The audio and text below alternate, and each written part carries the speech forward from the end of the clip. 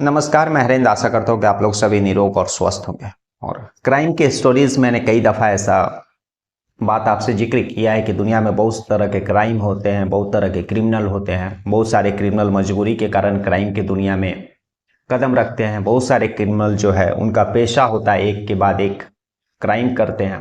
लेकिन बहुत सारे ऐसे भी क्राइम होते हैं, बहुत सारे ऐसे भी क्रिमिनल या फिर कत्ल जैसे वारदात को अंजाम देने वाले शख्स होते हैं जो, आपने वह कहावत सुनी होगी, आप बैल मुझे मार। उसी तरह बहुत सारे ऐसे शख्स होते हैं कि जहां पर कोई भी क्राइम होना नहीं चाहिए, लेकिन जैसे मैंने आपको कहा कि आप बैल मुझे मार, सामने गड्ढा दिख रहा और आप खुद गिरना चाहते हैं, उसी तरह से सामने वाला शख्स खुद क्राइम करना चाहता है सब चीज़ जानते हुए। उसके बाद जो हुआ गड्ढे में गिरता है, यानी सलाख क्राइम को अंजाम देता है और फिर सलाखों के पीछे पहुंचता और फिर जो है सलाखों से बाहर निकलने के लिए परेशान होता है। आज की कहानी भी एक ऐसी कहानी है जिसमें कायदे से कहीं पर भी क्राइम नहीं होना चाहिए, लेकिन फिर भी शख्स जो है क्राइम करता है सब चीज़ जानते हुए। दरअसल यह कहानी जो है हरियाणा का है। हरियाणा का जो है झज्जर जिला में एक यादवपुर कॉलोनी है, और उसी यादवपुर कॉलोनी में एक जसवीर नाम का शख्स रहा करता था। जसवीर जो है 4 भाई बहन में सबसे बड़ा था। लगभग 13 साल पहले जो उसका शादी ममता नाम की एक लड़की से होता है। शादी के बाद वैवाहिक जीवन जो है सब चीज़ ठीक ठाक चलता है। इन 13 सालों में जो है जसवीर और ममता के 2 बच्चे भी होते हैं। कहीं से कोई दिक्कत नहीं। जसवीर बहुत अमीर शख्स भी नहीं था और ना ही बहुत गरीब था। पास के ही मंडी में वह सब्जी बेचने का काम किया करता था। हर दिन का वह उसका रूटीन था कि वह अर्ली मॉर्निंग सुबह जाया करता था सब्जी मंडी में, सब्जी खरीद करके उसी मंडी में बेचा करता था और फिर शाम को लगभग 5-6 बजे वापस अपने घर आया करता था। तो मिला जुला करके वैवाहिक जीवन, पारिवारिक जीवन, जसवीर और ममता और उनके दोनों बच्चों का सब चीज़ ठीक चल रहा था। लेकिन ठीक आज से 6 महीना 8 महीना पहले जो है जसवीर की जो पत्नी रहती है ममता, वह जो है अपने पूर्व जो उसका बॉयफ्रेंड रहता है उसके पास उसका नंबर था, उस नंबर को वह डायल कर देती है।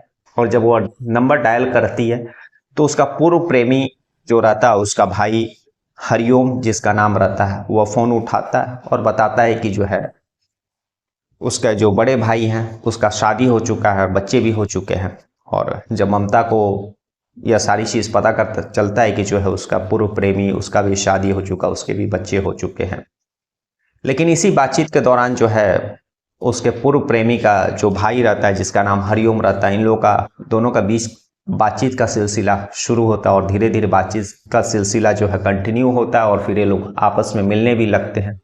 अब इन लोगों के बीच जो है नज़दीकियाँ बढ़ जाती है, रिलेशन बनने लगता है। इस दौरान जो हरिओम रहता है वह जसवीर जिस मंडी में सब्जी बेचा करता था उसी के दुकान से सब्जी भी खरीदने लगता है, ताकि जो है वह जसवीर से दोस्ती बना सके और उस दोस्ती की आड़ में जो है वह जसवीर के घर जा सके और अपना एक्स्ट्रा मैरिटल अफेयर को वह कंटिन्यू रख सके। और यह दोस्ती बनाने का सिलसिला हरिओम और जसवीर के बीच अभी चल ही रहा था कि एक दिन ममता जो है हरिओम को जसवीर के बारे में बताती है, उसके डेली का जो है शराब पीना और शराब पी करके उसके साथ जो है लड़ाई झगड़ा मारपीट करना। और जब ये बात हरिओम के कानों तक पहुंचती है तो वह गुस्सा होता है। उसके बाद जो है दोनों जसवीर को रास्ते से हटाने का प्लान बनाते हैं, क्योंकि एक तरफ तो जसवीर शराब पीने और शराब पीने के बाद जो है ममता के साथ लड़ाई झगड़ा या सारा चीज़ें वह किया करता था, और दूसरी बात जो थी, अगर जसवीर जब तक जिंदा था तब तक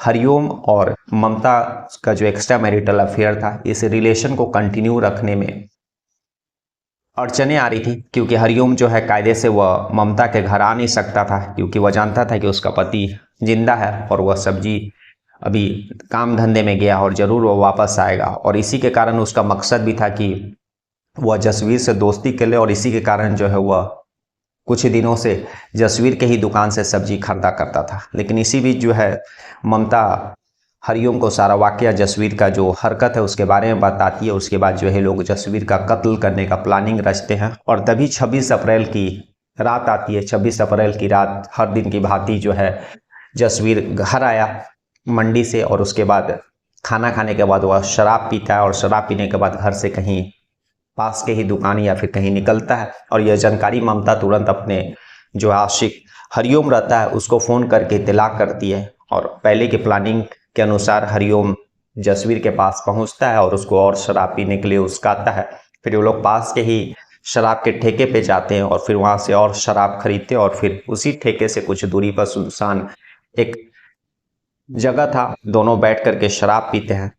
चूँकि हरिओम का यह प्लानिंग के अनुसार सारा चीज़ चल रहा था तो हरिओम को शराब पीना नहीं था, वह जसवीर को और शराब पिलाता है। एक तरफ वह पहले से ही शराब पिया हुआ था, कुछ और शराब पीने के बाद उसका हालत ख़राब होता है और इसी चीज़ का फ़ायदा उठाकर हरिओम जो है पास में रखे एक पत्थर से जसवीर का कत्ल कर देता है। कत्ल करने के बाद वहाँ से वह फरार हो जाता है और यह सारी जानकारी जो है वो ममता को फ़ोन के थ्रू दे देता है कि उसने जो है जसवीर का कत्ल कर दिया है। अब ममता जो है ठीक रात को 10 साढ़े 10 बजे जो उसका पति जसवीर रहता है उसका भाई, छोटा भाई जो चुन्नी लाल रहता है, उसको इन्फॉर्म करती है कि जो है उसके भाई अभी तक घर नहीं आए हैं। जब चुन्नी लाल के कानों में यह बात पहुंचती है तो वह भी अपने आस लेवल से जो है जानकारी प्राप्त करने की कोशिश करता है। तभी कुछ समय के बाद आधा घंटा के अंदर ही ममता दोबारा अपने देवर चुन्नी लाल को फ़ोन करती है और बताती है कि जो है जसवीर का पता चल गया है और वह जो है पास का ही एक इलाका है, एक जगह था, उसका नाम लेती है और वहाँ पर जा कर के देखने के लिए और उनको वापस घर भेजने के लिए रिक्वेस्ट करती है। जब यह बात सुनता है चुन्नी लाल तो तुरंत उस स्थान पर जाता है और जब उस स्थान पर जाता है, बताए जो ममता ने उसको जानकारी दी थी, तो वह देखता है कि जो उसका बड़ा भाई जसवीर वहाँ पर लहूलुहान पड़ा हुआ, उसका कत्ल किया जा चुका है। और ये देखने के बाद जो है वह तुरंत पुलिस को इन्फॉर्म करता है। पुलिस पहुंचती है, बॉडी को अपने कस्टडी में ले करके जो है, देखने से ही पता चल रहा था कि वह कत्ल का मामला है, क्योंकि बॉडी जो है पूरी तरह से लहूलुहान था और पास में ही जिस पत्थर से कत्ल किया गया था वह पत्थर भी था। पुलिस उस पत्थर और बाकी चीज़ों को जो है कस्टडी में ले करके उस शव को पोस्टमार्टम के लिए भेजती है और इस केस का जो है तफ्तीश शुरू करती है। शुरुआत में पुलिस कोई चश्मदीद या बाकी सीसीटीवी कैमरा ऐसा कुछ खंगालने की कोशिश करती है, लेकिन कहीं पर भी कोई सीसीटीवी कैमरा या फिर कोई चश्मदीद ऐसा दिखता नहीं है कि जो बता सके कि जो है जसवीर का कत्ल किसने किया है या फिर वह किसके साथ वहाँ पर देखा गया। खैर, पुलिस अपना तफ्तीश आगे बढ़ाती है और जो है उसके जसवीर के छोटे भाई चुन्नी लाल का ही बयान लेती है और इधर चुन्नी लाल जो है पुलिस में कंप्लेन भी करता है, अज्ञात नाम से जो है वह अपने भाई का मर्डर का केस भी कंप्लेन रजिस्टर करता है। और सारा बयान लेने के बाद पुलिस का एक जगह जाकर के शक का जो है रुकता है कि जो चुन्नी लाल यह बताता है कि जो है जसवीर का जो पत्नी ममता थी वह उसने ही जसवीर का गुमशुदगी का इन्फॉर्मेशन रात को 10 साढ़े 10 बजे दी थी और ठीक आधे घंटे के बाद उसी पत्नी ने जो है चुन्नी लाल को इन्फॉर्म करके जानकारी दी कि वह उसका पति यानी चुन्नी लाल का बड़ा भाई मिल चुका है। लेकिन जब वो उस बताए हुए स्थान पर गया तो उसका शव मिला। अब पुलिस का यहीं पर शक स्टार्ट होता है, क्योंकि ममता ही ऐसा शख्स थी जिसने जसवीर के बारे में लास्ट इंफॉर्मेशन दी थी, वही ऐसा शख्स थी।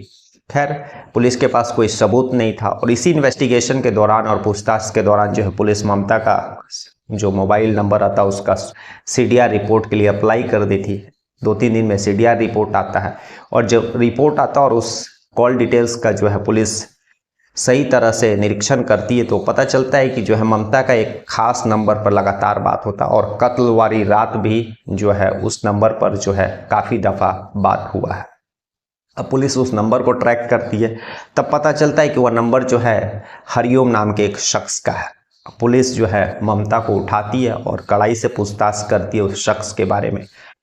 उसके बाद ममता जो है टूट जाती है और उसने सारा किस तरह से जसवीर का कत्ल किया और क्यों कत्ल किया, किसके साथ कत्ल किया, सारा किस चीज़ पुलिस को जानकारी देती है। पुलिस इधर हरिओम को उठाती है और उसके बाद दोनों को गिरफ्तार करके जो है जेल भेज देती है। सारा वाकया वही बताती है कि जो है 6 महीना पहले उसने अपने पूर्व प्रेमी को कॉल किया था, लेकिन गलती से उसका जो छोटा भाई हरिओम उठा लेता है। फिर इन लोगों के बीच रिलेशन हो जाता है और इधर जो है दूसरी तरफ वो अपने पति जसवीर के शराब पीने की आदत और उसके साथ मारपीट से वह परेशान थी और इसी के कारण जो है वह अपने जो आशिक हरिओम रहता है उसके साथ मिल करके कत्ल का प्लानिंग रचती है और ठीक 26 अप्रैल की रात को जो है वे लोग दोनों उस प्लान को अंजाम देते हैं और फिर जो है एज अ प्लान वह जो है अपने देवर चुनीलाल को फ़ोन करती है और अपने पति के लापता और फिर मिल जाने की जानकारी देती है। लेकिन यही एक गलती से पुलिस का शक के दायरे में ममता आ जाती है और फिर जो है सीडीआर रिपोर्ट उस शक को जो है हकीकत में तब्दील कर देता है।